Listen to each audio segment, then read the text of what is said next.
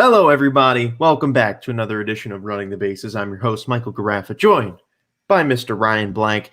No Nick Nath or Marco Peralta today. I'm not too sure if they will be joining us. Hopefully, they will at some point. If they're not here today, then you can be sure that you will be seeing them very soon because today is the beginning of our trade deadline week. Obviously, we're not going to be here every day this week. That would be nice, but we are going to be doing some massive trade deadline coverage this week, starting today. And then on Friday, the day of the trade deadline, we are going to be doing a 4-hour plus show. It is going to be so exciting. We're going to be starting at 10 o'clock Western time, also known as 1 o'clock p.m. Eastern time. And we're going to be doing it all the way through the deadline and until the last trade is made. Yes, Ryan? What time is that Central Time? I don't know. It's noon Central Time. Got it. Sorry, I know I live in Central Time. I just know. Yeah, we're starting approximately 3 hours before the deadline. So if that helps you in any way, it'll be good. But we are going to be here from really last year. I woke up early and I started covering the deadline. I woke up at about 8:30 and I just started covering the deadline. Every trade that happened, we didn't really have any trades until about 9:30 my time, which is why we're starting it at about 10. So for me, I honestly think that it's a really good time to start 10 o'clock, 12 o'clock, 1 o'clock. Because to me, I think we might have missed a trade or two, but nothing major will have happened in that morning. Maybe one or two somewhat big trades, but the bigger trades that are going to happen on Friday are going to happen more towards the deadline time. And it's going to get hectic because we are going to start covering every trade that happens from this show on, because from right now, we are in this show today, we are covering every trade that has happened since last Tuesday. And there have been a few trades that have happened since then. And we're also going to be reviewing everything that may happen in the upcoming few days. So from the end of this show until Friday will be a separate group of trades that we will then be covering in that show. We will obviously recap trades that have happened in the meantime. Like any trades that we cover in today's show, we'll recap and say them on the show, but we're not going to actually discuss them. And then from today through Friday, those trades are going to be discussed then on Friday. So that is going to be a very different kind of show. But it's going to be fun. We're going to be on for more than 4 hours, probably. It's going to be really crazy. And we all know that from that little time period, from the hour up to the deadline to the hour after the deadline, there is just so much stuff coming out as the reporters get all of their deals together and get things released. So today is the beginning of our preparation for that trade deadline, as we're starting off by going over trades that have happened in the last week. There have been a few, to be exact. We have 5 trades that we are going to be covering, and these are, I believe, every trade that has happened at the major league level in the last 5 to 7 days, even though there really haven't been many since, I'd say, the first one happened on Thursday.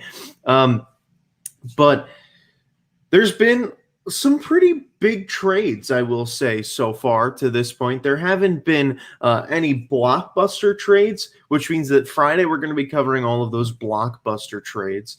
But we're just, before we get into the actual trade deadline and the trade deadline coverage, we're going to do our 1-minute roundtable. And this 1-minute roundtable is something that we've done a few times, and it would have been better if, all 4 of us were here. But in the past week, the Cleveland Indians organization has announced their new name for the 2022 season and beyond, and that is the Cleveland Guardians. Now, the soon-to-be Cleveland Guardians, they released their logo, and, well, honestly, a lot of people were fans and a lot of people weren't fans. So I'm intrigued to hear what you have to say, Ryan. I would have been more intrigued to hear what everyone else had to say too, but obviously we're going to have to just stick with the 2 of us for now. So I'll put you on the spot, as you will be our first to go here with the 1-minute roundtable. Whenever you are ready, you can get started, and I will put the timer up. I think the name is horrible. Flat out ridiculous. Oh, the Guardians of the Highway. Is there really that much traffic in Cleveland? Really, someone from Cleveland, let me know. Is there that much traffic that you need Guardians? The only thing they're Guardians of is missing out on World Series trophies. This is ridiculous. I understand that they need a name change. I completely understand that. but you got to come up with something better than the Guardians. They're not the Guardians of the Galaxy. What is this? Get something better. I don't care what it is. Something close to the Cavaliers, something, I don't know, but the Guardians is horrible. I think the logo isn't good. I think all of it is poor. I don't like it whatsoever. Man, didn't even need to use this whole minute. So yeah, I'll get started on mine. And honestly, I was very, very I don't know. I didn't love the name Guardians either. I don't think it really fits a baseball team. But to be fair, something I saw all over Twitter is, let's be honest, a lot of the teams in Major League Baseball, we're just so used to them. Like, what the heck is a Yankee? Like, what's a Dodger? Like if these names came out today, we would be like, what are these? And maybe eventually it'll grow on us. But to be fair, the Guardians. So Guardians is a basketball or football team. Yeah, I agree. It seems it's not a baseball team. Yeah, it doesn't seem like a baseball team. And I honestly think that the Indians would have been better served to go with the Spiders, a team that a lot of people wanted to see. One name I actually personally liked were the Cleveland Crusaders. I think that would have been a really cool one. I mean, just anything. You really could have gone in a million different directions, but they went with the Guardians. I just feel like something they should have done is they tried to trade with the Browns. It would have been better. Yeah, they should have. They should have polled the fans. Like, why didn't they poll the fans and just give like 5 options, or have fans, submit options, and then they pick out their top 5 and then do a poll, and then whichever the fans vote more, because this isn't, the fans not smart. Yeah, well, considering that they traded, Francisco Lindor, it doesn't surprise me. So we'll see how that progresses as we go into next year and beyond. If we become fans of the Cleveland Guardians name or not, that'll go to be seen. I have a feeling it'll probably grow on us after a while, but for right now, it still seems like it's not going to fit, and it's definitely going to feel weird to say the Cleveland Guardians have won soon. No. Yeah, it's going to feel strange for a very long time. But so yeah, that's our 1 minute roundtable. That could have been a lot longer, but it wasn't, because obviously it's just the two of us. Marco did give me a message. I don't believe he'll be joining us today. He has something that came up right before the show started. Marco's in the real world doing, big boy things. So he's got actual job things that come up.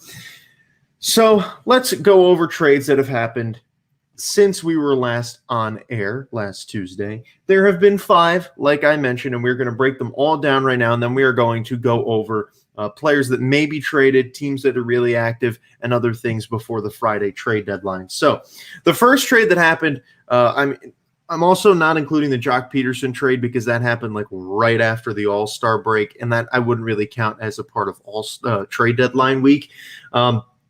So the Jock Peterson trade doesn't count, even though he was traded to the Braves, so it's worth mentioning at least. But the first trade that really, to me, counted for trade deadline week was Nelson Cruz being traded to the Tampa Bay Rays for right-handed minor league pitchers Joe Ryan and Drew Strotman. So the Tampa Bay Rays went out and made the first trade of the deadline, and honestly, to me, I think this is the biggest surprise we've had so far. I mean, honestly, Nelson Cruz to the Rays was not something I imagined happening. He doesn't seem to fit the Rays mold. The Rays are a very scrappy team. They've got a lot of guys that, hit for low average, low power, but just manage to drive in runs. And Nelson Cruz doesn't really fit that mold. So honestly, I think this is a really big move for them. What was your initial reaction when you first saw Nelson Cruz to the Rays? I expected that move to be made. They needed to make a move to get a power bat. The offense for the Rays has not been very effective, and they needed a guy who can consistently hit home runs and get on base and bring in runs, and that's what Nelson Cruz does. Plus, you have the Twins who went into sell mode, and I think they're going to continue to sell, and I think that's a great move for the Rays because they needed to add a power bat to that lineup, and since he's been traded, he has 2 or 3 home runs, so the trade's already working out. I think it worked out great for both sides, and I think that it's going to pay dividends for the Rays come playoff time. I completely agree. And honestly, when I first saw this, I looked at it and I said, man, Nelson Cruz to the Rays. I mean, the Rays can do whatever they want.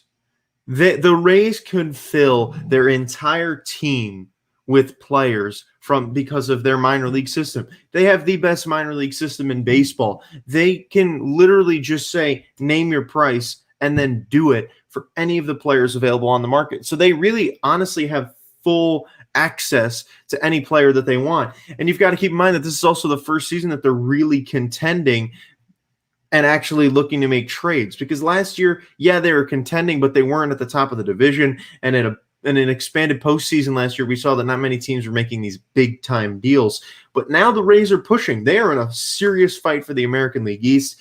And this trade, I'm not sure if it puts them over the top in the AL East, but it definitely puts them a lot closer and puts them in a really good position for the wild card if they don't take home that AL East title. So Nelson Cruz to the Tampa Bay Rays, definitely a surprise trade, but a trade that I think is going to really impact their season and possibly push them into the postseason.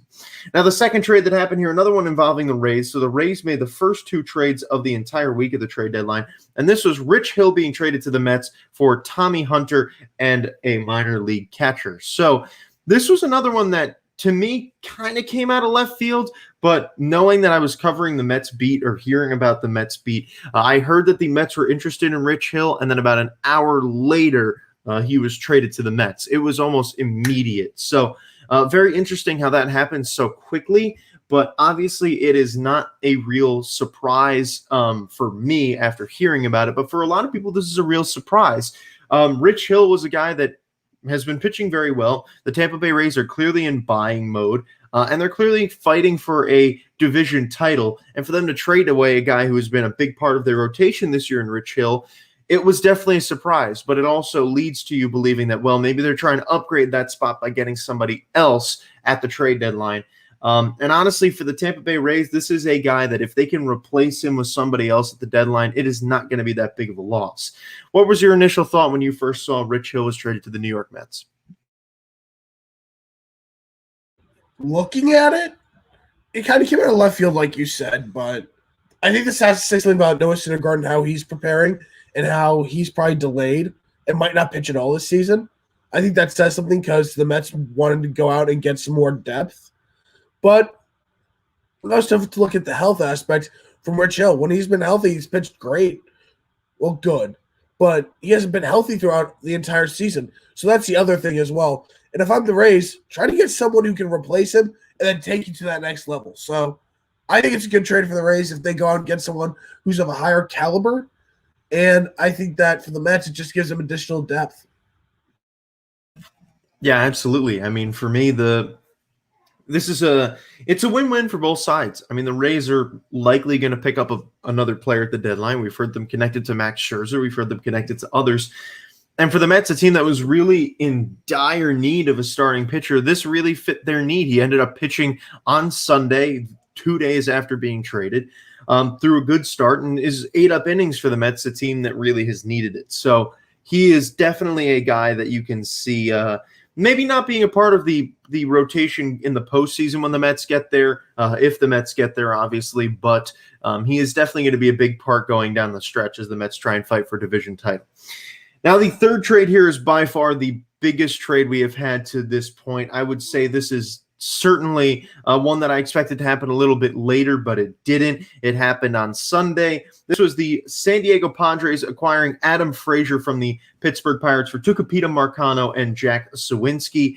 This right here was shocking to me, not because of the fact that it was the Padres and not because of, Adam Frazier being traded or Tucupita Marcano being traded, but primarily for me, I was really shocked because I didn't think he was going to be traded so early. I had a feeling there were going to be a lot more teams in on him. I knew that the Mets were interested. I knew that the Padres were interested. There were a lot of teams that were really interested in Adam Frazier. And I was honestly really surprised that he went so soon, considering that, he is such a big bat. He is hitting .327 this year. So clearly a guy that can impact your lineup immediately. What were your thoughts on this when you first found out? First thing that came to my mind, Eric Hosmer's on the trade block right now. 100%.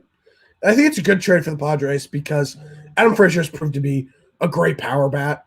I mean, just a great bat overall. Leads the major league in hits. He's been terrific all year long.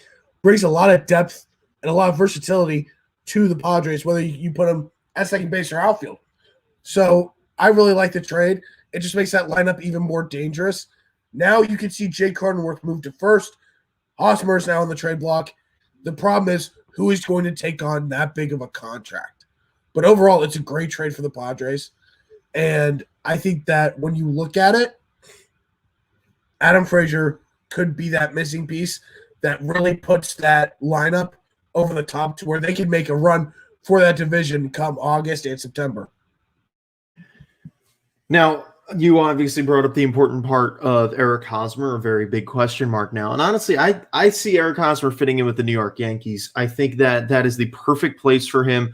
He could be the DH. He can go on the bench. And it seems like the kind of deal that the Yankees are going to be making. The Yankees are not really any contention for the AL East, even though fans might like to think that they are. But they're not. They're out of the AL East. And they're really, I would say honestly, considering where they are at, they are pretty much out of the wild card race too.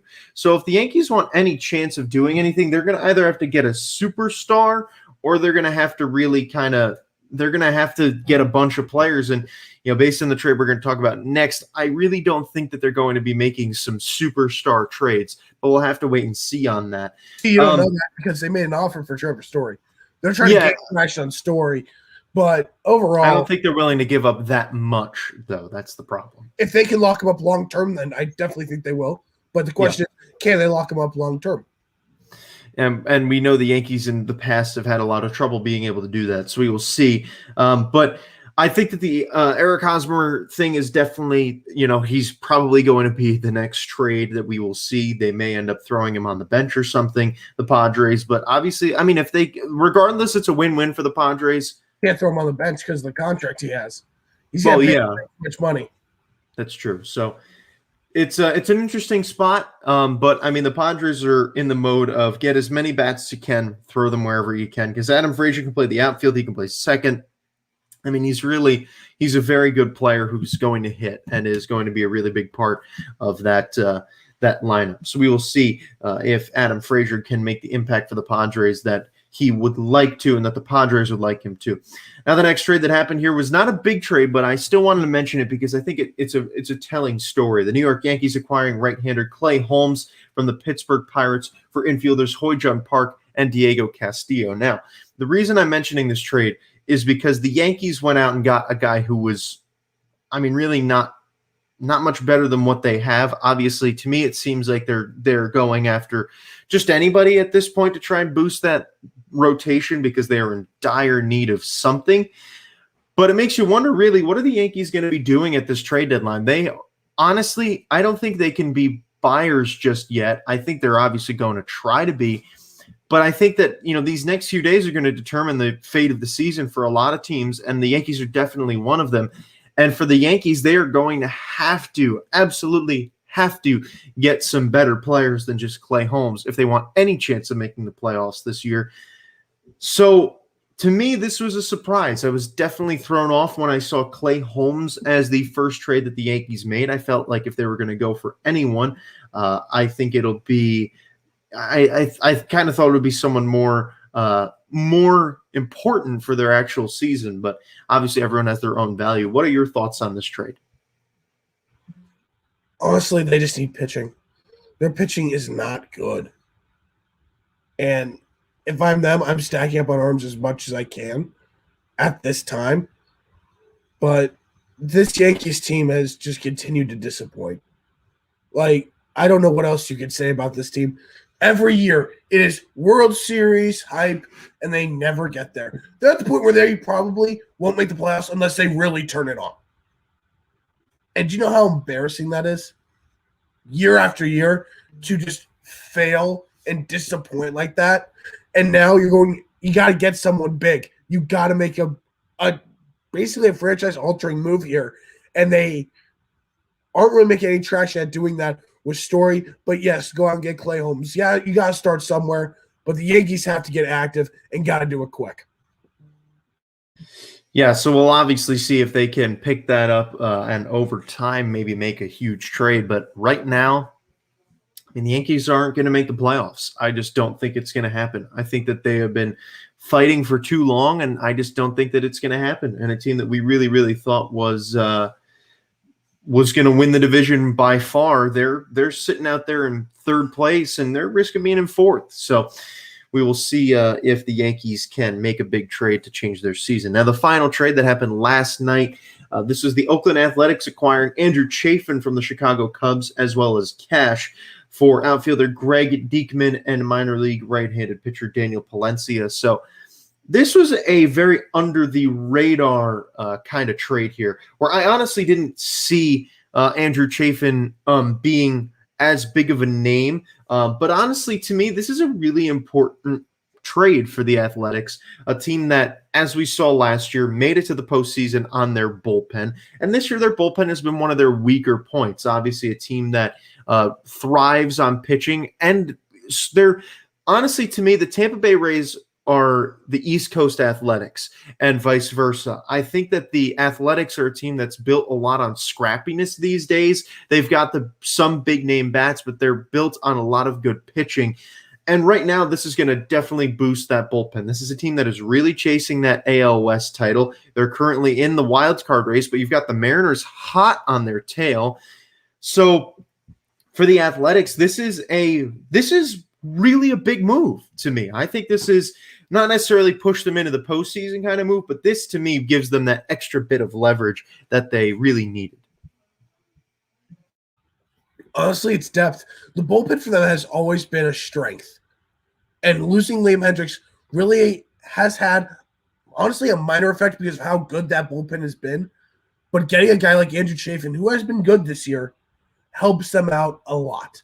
And like you said, this was a very under-the-radar trade. All you see is Mike Feinsand just put out all of a sudden, oh, Andrew Chafin trade close. And we're like, where? Who? Like, where's he going to? Like, you know who he is. Like, it's a trade that you don't really see coming all of a sudden.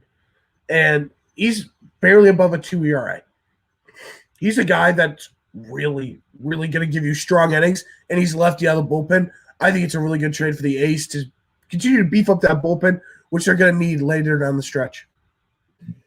And also on top of that, so the selling begins for the Chicago Cubs, obviously, bless you, as a team that is trying to sell away pretty much all of their players. And as we heard from the Nationals as well yesterday, I think that the Nationals and Cubs are in a very similar position where everyone's on the trade block, except for in the Nationals case, Juan Soto, and in the case of the Cubs, Kyle Hendricks. They came out and said that he's probably not going to be traded either. So that does it for the trades that have happened so far. But I want to take a quick look. I want to kind of just run through every single team. I want to speed run this. We're going to take a look at every single team, maybe pick a player that they get, pick a player that they give away. And we're going to just start it right away with the Arizona Diamondbacks. We're just going to go in alphabetical order here because that is the way that they show up on MLB At Bat.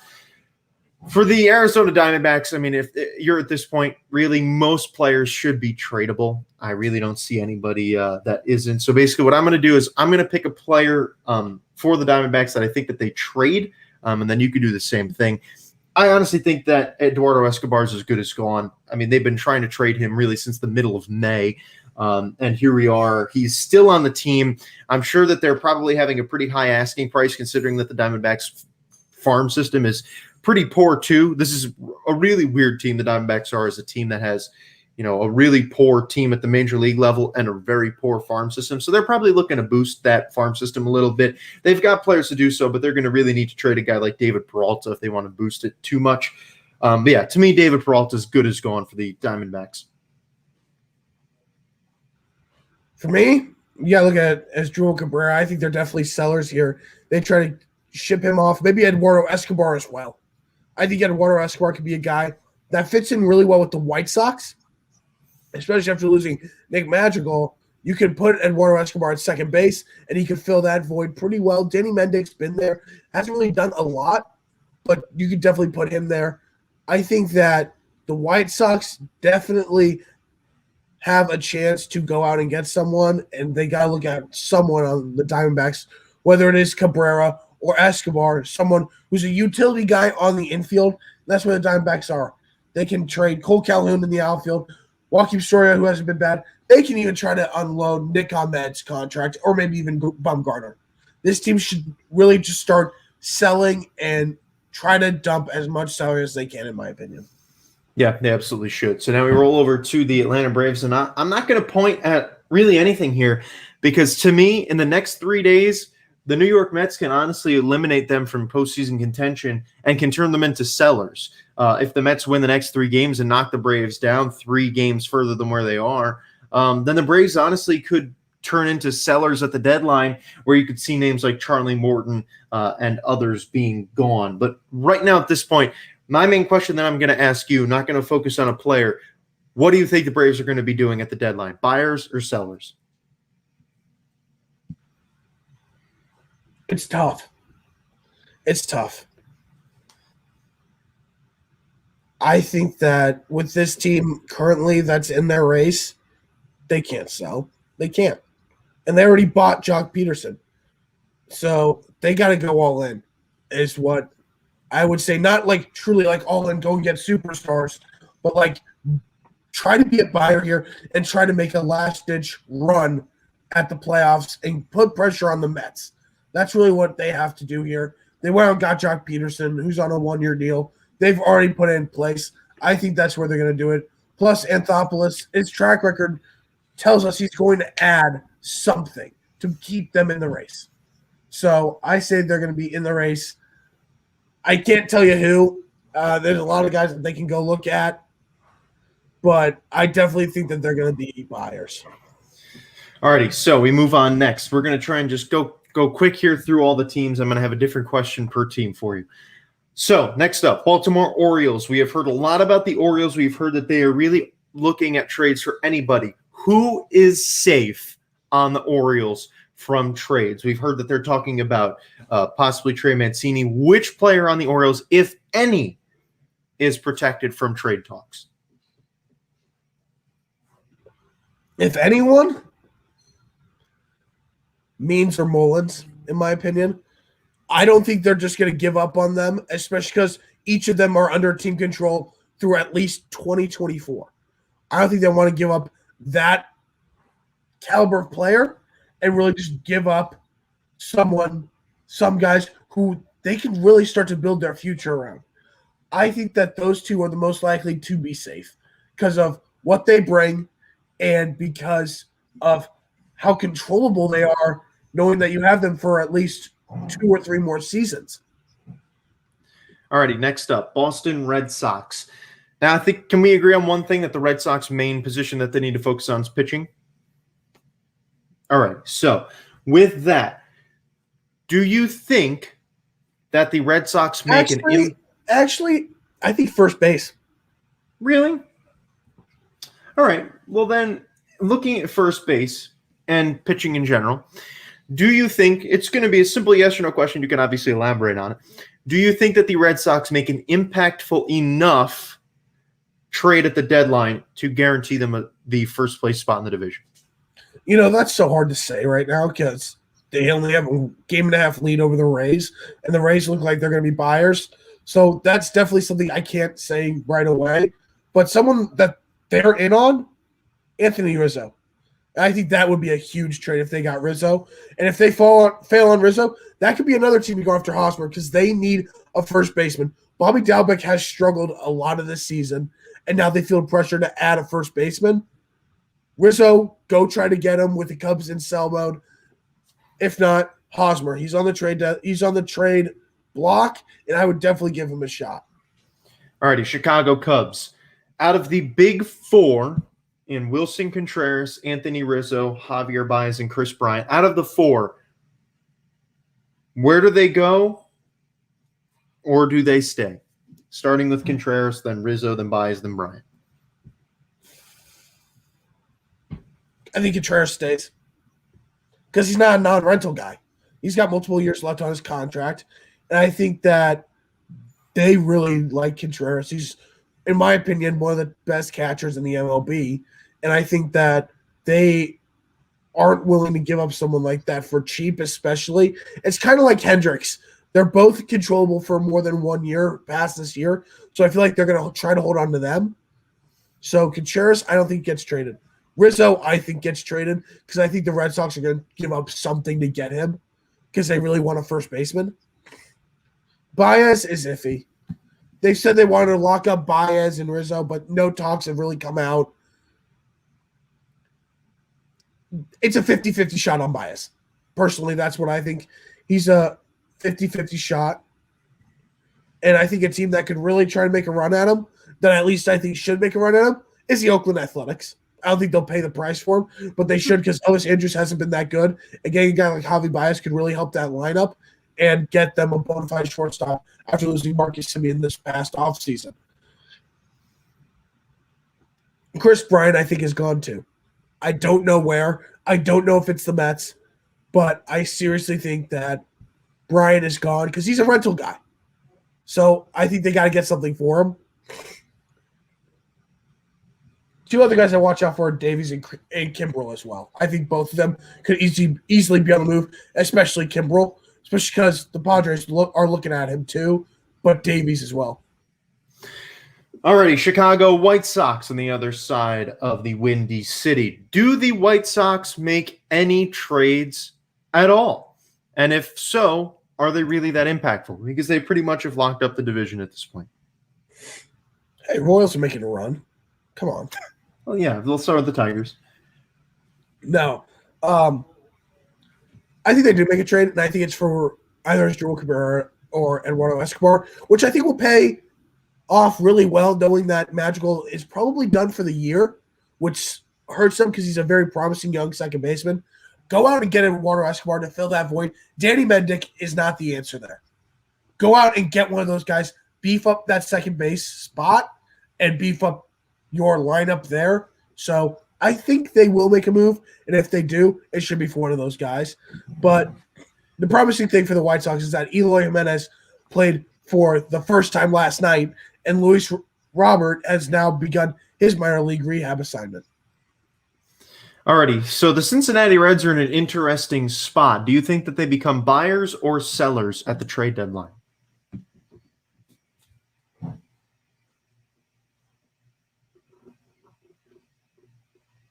The Reds is tough, mainly because they got swept by the Brewers last weekend, which I think puts a damper in their attempt at the postseason to really make a run.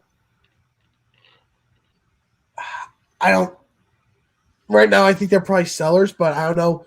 I think they are a team that's probably going to stay put with what they have, unless they get a great deal for someone like Sonny Gray or Luis Castillo. I think they stay, or if they can get a shortstop or bullpen arm. If they can get shortstop or bullpen arm for cheap, I think they will go out and do that. Otherwise, this is a team that could definitely stay put. I completely agree. Now, the Cleveland Indians are next, and the Cleveland Indians have had rumors around one player and one player only, Jose Ramirez. Does Jose Ramirez get traded before the deadline? Oh, it'll take so much to trade him. It'll take a huge haul to get him, and what team is willing to give up that much is my question. I'm sure there's some. Why would the Mets do that when they could go out and get Chris Bryant for cheaper? Well, isn't Ramirez under contract for a few more seasons? He is, but here's the thing. You could also probably lock up Bryant for cheaper as well. Yeah, but the Mets won't do that. They don't need a third baseman for long term. So exactly. So why would they go out and get Ramirez long term? Well, because Ramirez can play second and third. I don't like that. I don't see a team that's willing to give up that much. I really don't. I think Jose Ramirez is he's gonna stay put and he's gonna be in Cleveland through the season. I'd have to agree with you on that one. I don't think he's going to be going anywhere. Now, the Colorado Rockies are obviously going to be a big seller at the trade deadline, but I want to focus on one player only. I'm sure you know who that is. Trevor Story. Where does he go before the trade deadline? Okay, I'm going to put this out there right now. They need to trade Trevor Story before he just walks. They need to get something for Trevor Story. If they don't, then they might be the dumbest organization in baseball. After paying $50 million to the Cardinals for Arenado, they paid them. You got to get something for them. You have to. It's not even funny. If they don't, then there's got to be some serious questions, and the GM needs to be fired. I think that Trevor Story has been linked to the Yankees for the past couple years. I don't know if the Yankees get it done. I seriously don't. I don't either. The Brewers checked in on him. Do the Brewers have the prospects to really make a run at Trevor Story? Is my question. Who are you going to give up? Keston Hiura, who's been up and down from minors to majors? I don't know if they have the prospects and the caliber of young talent that can really get them over the edge for Story. So I think Story should be moved. If he's moved, you haven't really seen a lot. But I'm going to stick with this. He needs to be moved. I agree. I'd say keep an eye on the Oakland Athletics and the Tampa Bay Rays for Trevor Story. I think they're two teams, the Athletics in particular, can get him because they have a need, and the Rays can really afford anybody and could use him at shortstop or third base. So keep an eye. I would. I think there's two teams that could definitely make runs for him, but I think the asking price for Javi Baez would be cheaper for the A's, and I don't know if they're going to even be willing to meet that. Yeah, you're right. It's going to be interesting. Shortstop market definitely going to be hot. Now we go to the Detroit Tigers, and honestly, the only name here that stands out to me is Jonathan Scope. Did the Tigers make any trades at all at the trade deadline? Obviously, Nick would be better to answer this.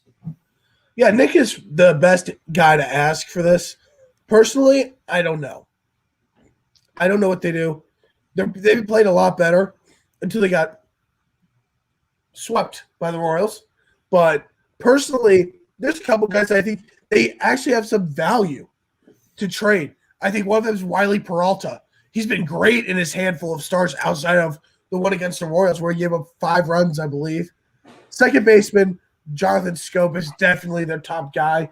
He's a rental second baseman. They could get some value for him. I think that is something that they should look at. Other guys that they could easily get value for and that they should obviously be eager to trade, but should be off limits personally. I think you can look at Gregory Soto and Jose Cisnero. There's some value there with those guys. A couple bullpen guys that they could go get, and I think that would be a smart move as well if they could get the right value there. I agree. Now, the Houston Astros, a team that I would say kind of has this division locked up at this point, but you got to be aware of the Oakland Athletics coming behind them. Where do the Astros need to upgrade in order to ensure their division title? Bullpen. 100% bullpen. I think that they've got a great closer in Ryan Presley, but you've seen them throughout the year. They struggle to get the ball to him to close out the game. So you know what? I think they need to go after a guy maybe like Richard Rodriguez of the Pirates. Try to get someone else in the back end of that bullpen. Maybe even Ian Kennedy. He hasn't been bad this year. Ian Kennedy has actually surprised me. And you know I don't like saying that whatsoever because I am not an Ian Kennedy guy. But I think that what I want to look at in that aspect is they got to find someone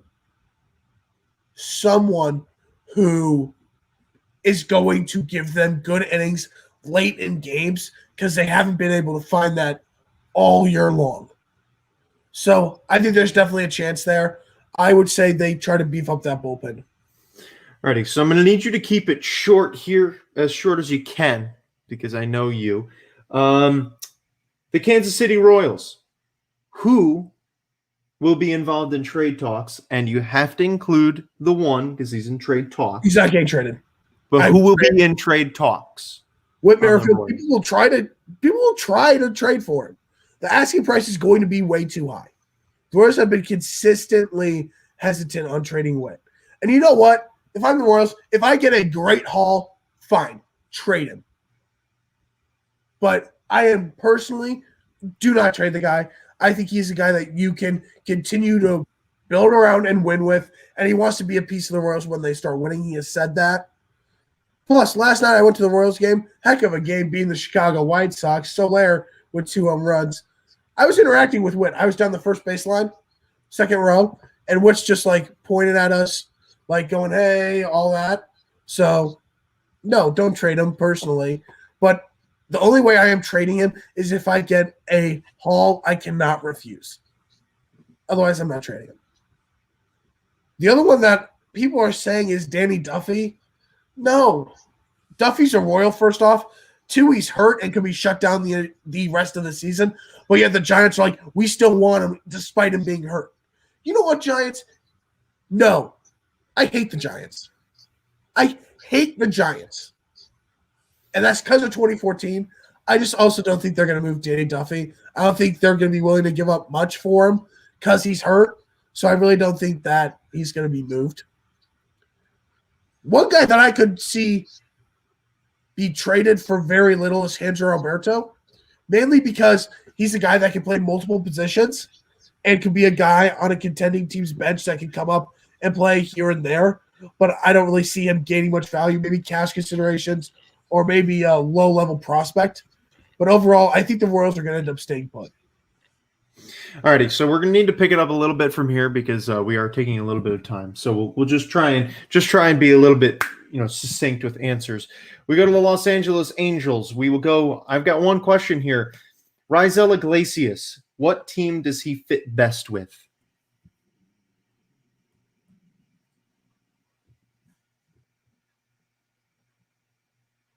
Stumper. You stumped me there. Raisel Iglesias. That one's tough. He is a rental. He's definitely a rental. A team that can really look to add him. I would say the Red Sox, but they have their closer and Matt Barnes, who's been really good all year. But they need a guy there. They need another guy in that back end of the bullpen. Maybe even the Yankees. The Yankees bullpen is just not good. Chapman is not Chapman anymore. And I think the Yankees could try to get him prime away from the Angels, trying to beef up that bullpen. So I think AL East is probably where I think he could end up. Alrighty, the Los Angeles Dodgers. One question only. Is Max Scherzer going to be a Dodger by Friday? This team could do so many things, and it would not shock me. It would not shock me if Max Scherzer was a Dodger on Friday or by Friday. That is all I can say. I think they need to get an arm. Bad. Because Dustin May had Tommy John surgery. Kershaw has a forearm issue. The whole thing with Trevor Bauer. They need to get an arm. And I think that getting Max Scherzer would definitely help, of course. It would shock me if they made a deal to get Scherzer whatsoever. So I'm not saying if there's a definitive yes, but there's such a strong chance that they go all in and do it. So now we go over to the Marlins, and I'm going to stick with the Dodgers here as well. Do you think there's a chance that Sandy Alcantara is traded to the Dodgers? No. I think they're going to try to hold on to him as much as they can. That's what I think. Of course, it could definitely trade. It could definitely change. I think Alcantara could be a very good ad for the Dodgers. Just another arm. But the guy you got to look at with the Marlins is Starling Marte, who I think is as good as gone. I think he could end up with the Giants. Another guy to look at is Adam Duvall as well, who's really had a resurgence of the year after he left the Braves following the 2020 season. So now we go to the Milwaukee Brewers, and the Brewers are in an interesting spot. They obviously have this division locked up, but I don't think they're perfect when it comes to the postseason, so I still think that they have upgrades to be made. And to me, I think it comes in the offensive side of the ball. What hitter do the Milwaukee Brewers get before the trade deadline to solidify their postseason chances while they are there? They got to look at first base. It's still a problem area. They got Rowdy Tellez. I don't think he's the answer whatsoever. The Brewers pitching staff is solid, really good with their three-headed monster in the rotation. But I think they can look to add another guy in the bullpen. But first base is where they really need to upgrade. And it's tough. Could they go after a guy like Hosmer? Yes, but he's not that bat that they need. They won't go after Rizzo because the Cubs won't trade him to a division rival at all. This is where I can see them trying to get Carlos Santana from the Royals. They could try to make an offer for him because they need that bat. Again, I think the Royals stay put, but that's just a name that I'm throwing out there. Alrighty, the Minnesota Twins. We're going to talk about one of your favorite players, Jose Barrios. Where does he get traded to? Scherzer doesn't go to the Dodgers. Barrios goes. Barrios does. I seriously think that. I think they need to get rid of Barrios. I think this is their chance to just dump everything and restart. They've had their chance. They couldn't win the playoffs. Now it's time to rebuild. And I think that Barrios could definitely be another guy that would help the Dodgers immensely. He's been good this year. He's been good in years past. He's really become their ace. And I think the Dodgers will definitely look to add him despite a hefty price tag. The other guy that I really think is interesting, Michael Pineda. His name is coming up. I think a team like the Giants could go in and try to grab him. But Byron Buxton, I think, is also on the move for an extremely hefty price because he declined in a long-term extension. And I'm telling you right now, I think the Phillies should go all in on getting Byron Buxton. Interesting. Alrighty. The New York Mets. Which superstar are the Mets most likely to acquire by Friday?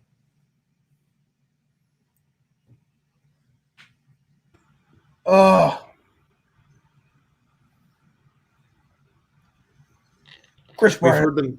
We've heard the Mets linked to Bryant, Story, Baez, and Scherzer. So lots of names. Bryant.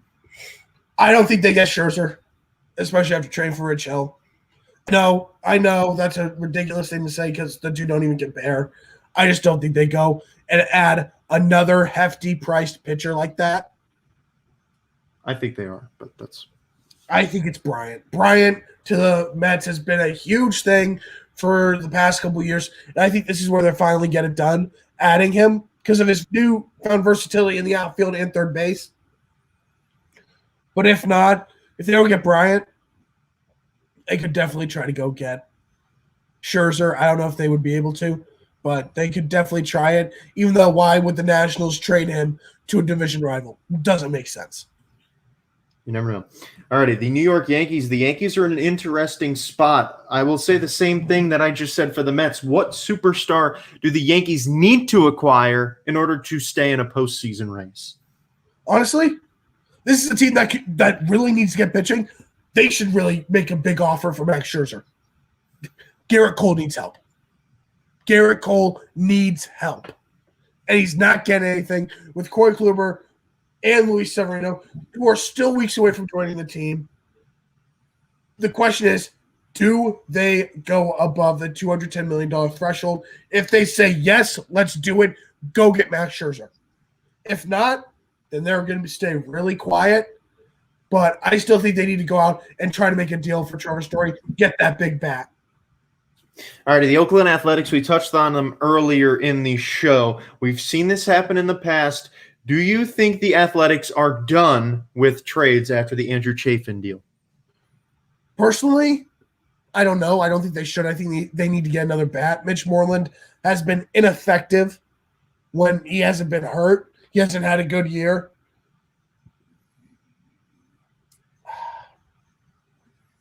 It's tough. I think that when you look at it, the Athletics need to get a bat and a shortstop, which I think you could definitely link Baez and Story there if they're willing to give up a lot to get to them. But are they willing to sign them long term? I don't think so because they weren't willing to sign Simeon long term, even though these two are better than him. But I think they also need to get a power bat for sure. And this could be a landing spot for Eric Hosmer as a DH. Just a thing, something to think about. I think it's too much money for a DH personally, but something that is very slim.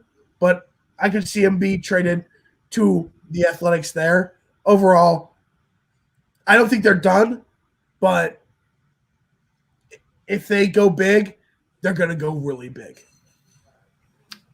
All righty.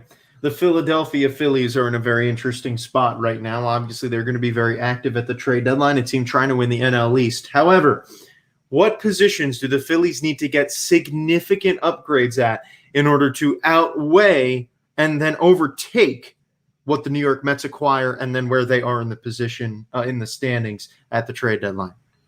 Well, that's easy. I think they need to get a center fielder. They need to help that bullpen or back end of the rotation at third base. Of course, the rumors of Chris Bryant, because he and Harper know each other and are buds. There's a chance there. Byron Buxton, I would go all in on because they need an outfielder. And then they need some bullpen help. Raisel Iglesias could be a guy that goes there. They need significant bullpen help. They need to go out and try to get a guy even like Richard Rodriguez or a guy like Tyler Anderson to help that pitching staff. They have a few needs. They need to address at least one of them before Friday. Now, you jumped ahead and started talking about the next team in the Pirates. I don't know if that was on purpose. Probably was. So the Pittsburgh Pirates are next up here. You mentioned Richard Rodriguez enough, so I want to focus on the one guy you just talked about, Tyler Anderson. Does he get traded before his start tonight? Hey, I'm not even going to lie to you. I did not even mean to do that.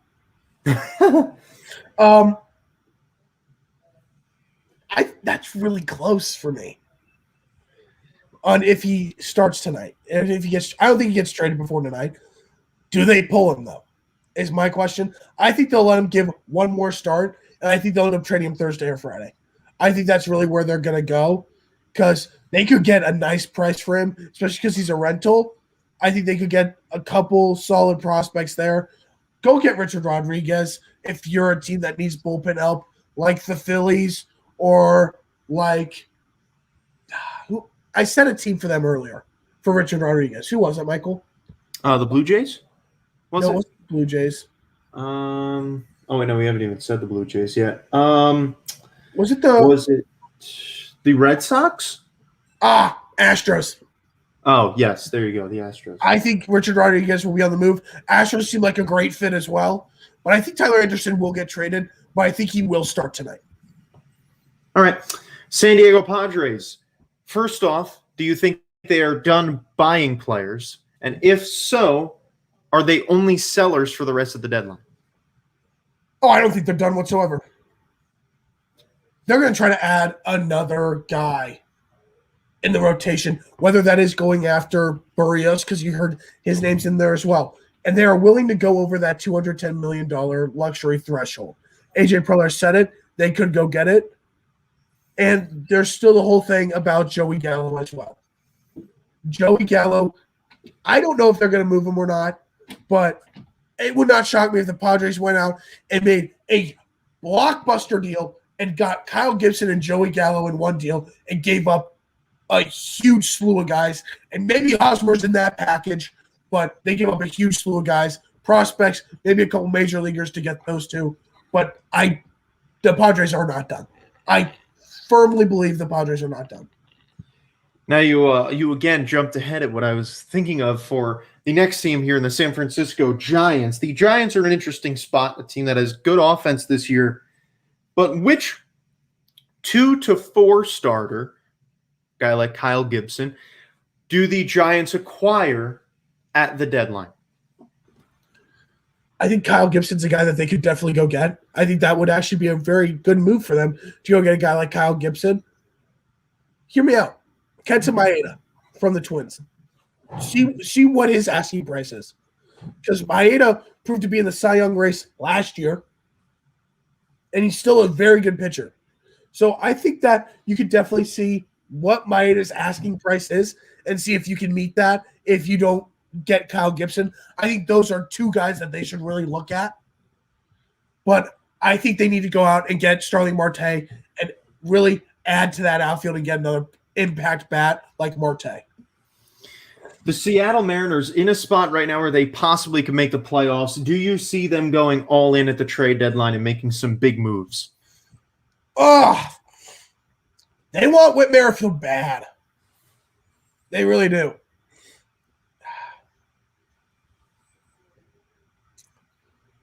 You know, here's the thing. This is just such a young team. I don't think they are going to go all in because Logan Gilbert, Jared Kelenic, and Cal Riley, who are big pieces of their future, are up, and another big prospect in Julio Rodriguez is not far behind. He's close to making that move to the majors. I don't know if they should go all in. I really don't. This is a very young team. I don't think they're going to make the playoffs this year. But I think there's a guy that they could trade. Kendall Graveman. He's another free agent guy, another rental piece. But I think that they could get some good value for him, especially in contenders, bullpen in need, like maybe a team like the Phillies, who I'm going to consistently go back to because they got to get pitching. Or maybe a team like the Giants who want to add more to that bullpen. There's a market for Graveman that they could definitely attack. So I could see the Mariners selling a couple pieces or maybe trying to add a couple pieces as well. My most likely thing is they pretty much stay where they're at. Alrighty, St. Louis Cardinals. Again, you're jumping a little bit ahead. Do they make any trades at the trade deadline?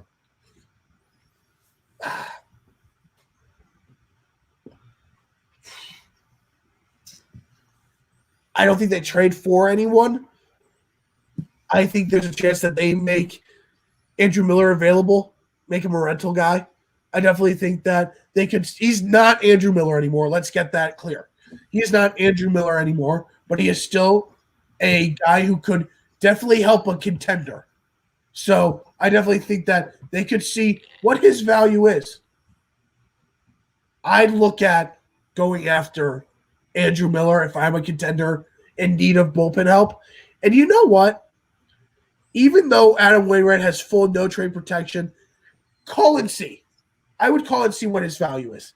He hasn't been bad at all this year. And if you're a contender looking for a fourth or fifth starter, maybe the Giants could even look at Adam Wainwright. You want to shore up the back end of your rotation? Take a look at Adam Wainwright. I'm not saying the Cardinals will trade him. I don't know if he'll even leave the Cardinals, but just see what his market is or what his price would be. Alrighty, so next, we are obviously monitoring current trade situations as well as we're hearing Richard Rodriguez's his trade market is heating up. The Tampa Bay Rays, do you think that they, well, not do you think, who, just anyone, who do they acquire before the deadline on Friday? Obviously, a lot of options for them.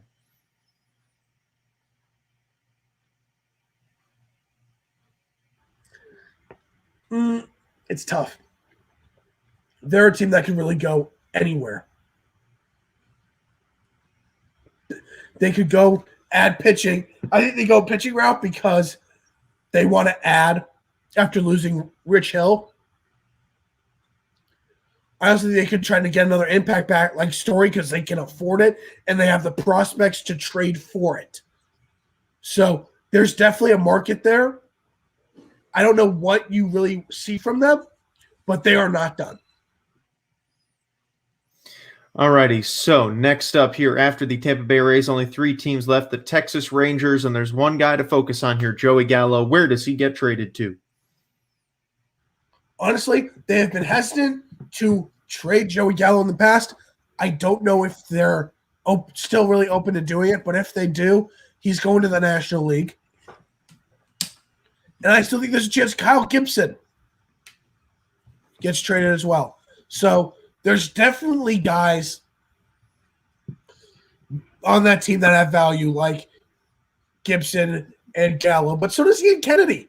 He's been good this year, and he would help out a lot of contending bullpens. So the 2 guys to watch out for are Gallo and Gibson, of course. And Gallo, I could see him being in a Padres uniform. Alrighty, the Toronto Blue Jays, should they make any big moves at the trade deadline, considering where they are in the divisional race and in the wild card race?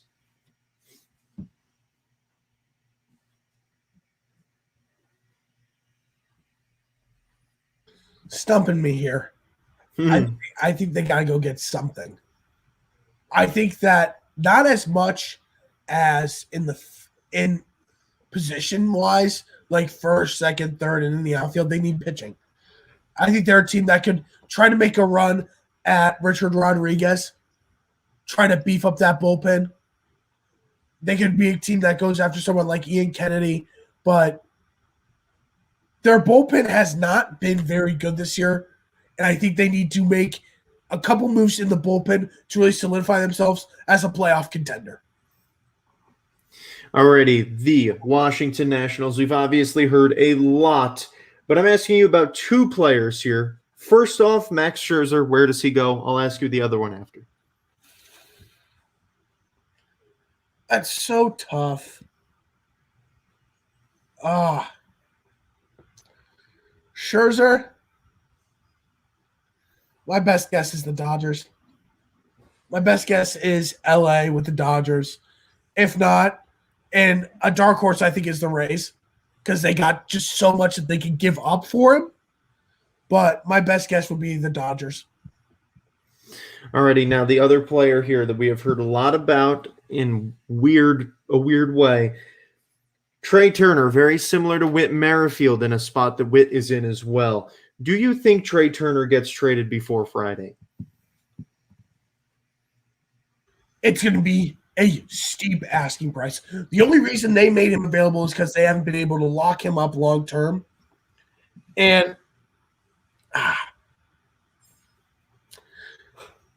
is there a team that's willing to pay that price? I think there's a couple teams that could. I think there's a couple teams that should. But I don't think there will be a team that's going to say, heck yes, we're going all in, willing to give up so much to get him.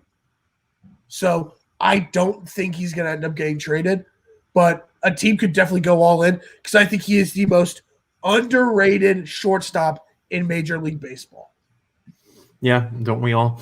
Alrighty, so that does it for the trade deadline preparation. We might even have a trade while we're here on the air as Richard Rodriguez talks heat up between the Blue Jays and Phillies, among other teams. But we will now get into the Pirates want Rafael Marchand. Yeah, that would be. I don't think that the Phillies can do that. I really don't. You can't trade your number one prospect for a guy who's just a back end bullpen piece.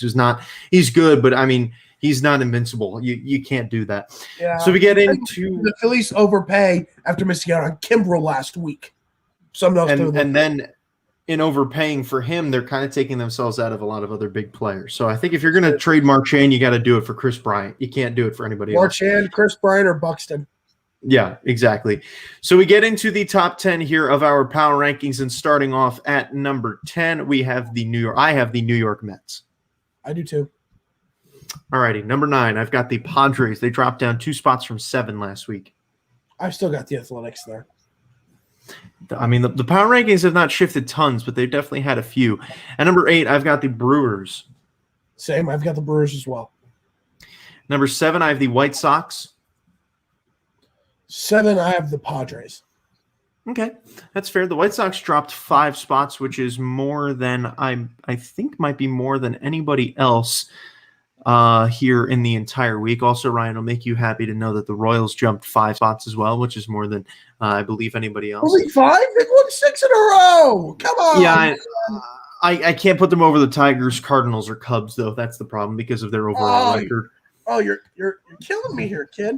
Well, they're over everyone else at the bottom of baseball. If that makes you feel any better. They won 6 in a row, my friend. They're creeping up on the Tigers, though, and I'm really excited for that. They're very close to leapfrogging the Tigers, I will say. You know what's sad for the Royals, though? What? They're good at home. They're 26-24 at home. They're 17-31 on the road. That makes me feel like the Mets were like 30-15 at home this year. Alrighty, so at number 6, I have the Los Angeles Dodgers, who dropped a few spots. It's been an interesting week for them, and honestly, the teams ahead of them have been more consistent.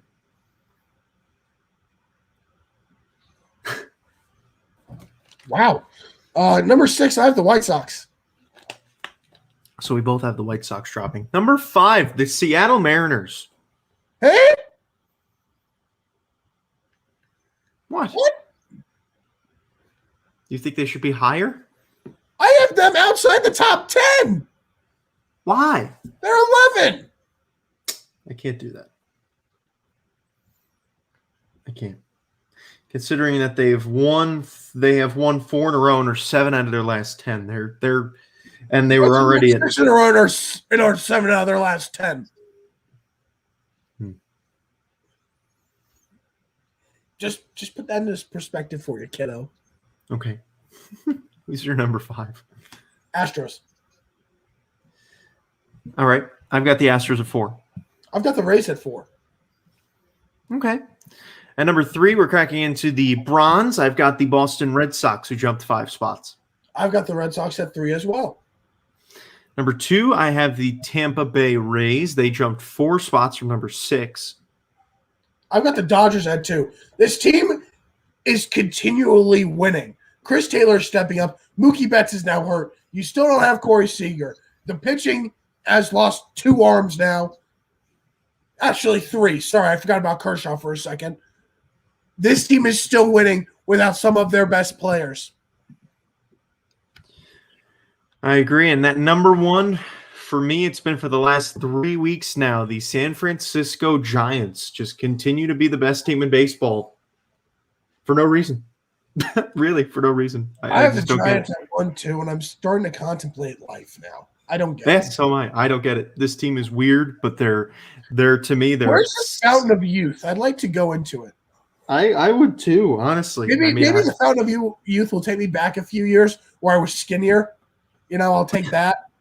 I mean, even with Posey and Crawford hurt, they still managed to win games. It just doesn't make sense to me. With Crawford hurt, which is a huge loss, and Posey. I don't get it. I don't either. Ruff is playing first base, and they're still winning. Darren Ruff. Wow. Excuse me. So we now get into running the bases, shall we? Mr. Ryan Blank, we started off with you with your team of the week, and I'm excited for this because I think I might hear a Met in there somewhere. There's no Met here. That's unfortunate. What Met would you think? Take a look at first base. Nope. I have someone better. Okay, go ahead. Just read them off. Catcher, Salvi. I want another catcher there one of these weeks, but no catcher's just outperforming Salvador Perez. First base is Joey Votto because he has 3 more RBIs on the week than Pete Alonso. I did my research, kid. That's fair. And I just feel bad because Pete had the best week of the season. Yep, and now he agrees with me. Second base was tough, but I went with Ozzie Albies despite that horrendous throw last night. I got Rafael Devers at 30, still not better than Nolan Arenado. Shortstop, I've got Bo Bichette. Outfielders, Chris Taylor, Harrison Bader, and Teoscar Hernandez. At DH, you can guess who's at DH. Pete Alonso? Jorge Soler. Hip, hip, Jorge, baby. 5 home runs in the past week. Back-to-back 2-homer games. This guy is on fire. On fire, baby. And fuego. I'm loving it. Now, let's go to the pitching. I only have 2 relief pitchers right now. It's Matt Barnes and Daniel Hudson. That's really all I really saw who were really strong this week. But I do have 5 starters. I've got Patrick Sandoval, who had a no-hitter into the 8th. Domingo Germán, who also had a no-hitter into the 8th. Aaron Nola was great this week. Went 8 2/3, I believe. Kyle Mueller of the Braves pitched a complete game. And then another Royal, Daniel Lynch, 8 shutout innings in his first game back after a disastrous first stint in the majors. And then my overall team of the week, I have 2. The Seattle Mariners, who are still not in the top 10 for me, and the Kansas City Royals. Because the Royals have won 6 straight, baby. Yeah, playing good baseball. Alrighty, so now we go over to my top 5 moments of the week. This week has been, I will say, this has been the weirdest week of top 5 moments I have ever had. And the reasoning for that is that 4 out of the 5 have to do with comebacks. There were no really other super special moments. The only other super special moment is at my number 5 spot this week, and that is George Springer making one of the best catches of the year against the New York Mets on July 24th. I mean, he was right in front of the warning track. He got so far off the ground. I mean, I honestly think that he started floating for a second, made the catch, flipped over. I mean, if he jumped even a foot further forward, he would have hit into the wall. It was just a spectacular catch. No fear from George Springer whatsoever. You would have thought that he's been playing at Citi Field for years. I mean, the dude made one of the best catches I've ever seen at Citi Field. It was just spectacular. Cracks into number 5. At number 4, we have the Red Sox walking off the Yankees in the bottom of the 10th thanks to 4 wild pitches from Brooks Kriske in what was one of the worst pitched innings from a pitcher you'll ever see. You want to talk about someone getting the yips. Brooks Kriske couldn't throw a pitch on the plate if he tried in that inning. I mean, every splitter he threw bounced about 20 feet in front of the plate, or he was thrown 20 feet wide. It was really, you could tell that the Boston Red Sox fans are getting into his head. The Red Sox went on to walk it off in the weirdest way possible. At number 3, we have a game from last night in which the Mariners were losing 7-0 at one point. They came back and managed to beat the Astros, and the cherry on top was a Dylan Moore grand slam to put them ahead 11-8 in what was a battle of the AL West, now rivals, as the Mariners keep their season alive. At number 2, we have the top 2 spots both came from the same day. This one, Will Smith hitting a walk-off 3-run homer to cap off a comeback against the Giants in a division rivalry. The Giants were winning by 6 runs at one point. The Dodgers came all the way back, and Will Smith capped it off with a dramatic walk-off 3-run homer. And at number 1, well, the Cardinals are winning this one 6-1 in the top of the 9th inning. The Chicago Cubs went on to score 6 runs in the 9th. 6 runs in the 9th inning to come back and beat the Cardinals in what was one of the biggest shocks of the season. That doesn't happen really once a season, but here you go. The Cubs doing it with 6 runs in the top of the 9th inning to come back and win this one in some dramatic fashion. That will do it for our top 5 moments of the week, and that'll do it for Season 4, Episode 13 of Running the Bases. I am Michael Garaffa, joined by Ryan Blank. This was fun. It was great to catch up on some trade deadline talks and what is going to be going on. We are going to be back this Friday, July 30th. That is trade deadline day for Major League Baseball. We are going to be here at 1 p.m. Eastern, 12 p.m.